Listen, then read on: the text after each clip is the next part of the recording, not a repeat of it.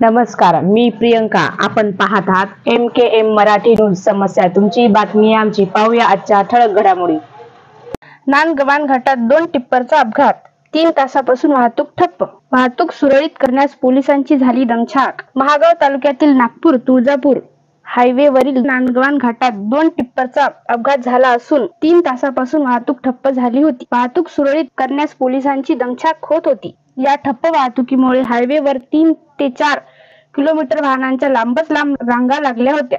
ठप्प झालेल्या वाहतुकीत अनेक नवदाम्पत्य, नवरी, नवरदेव, डीजे, वऱ्हाडासह अनेक नागरिक 3 ते 4 तासापासून ताट काढत बसले आहे. आज लग्नाची तिथ मोठी असल्याने व अनेक नवरी, नवरदेव, डीजे व वऱ्हाड मंडळी यात अडकून पडल्याने लग्नविधीस विलंब होणार असे बोलल्या जात होते.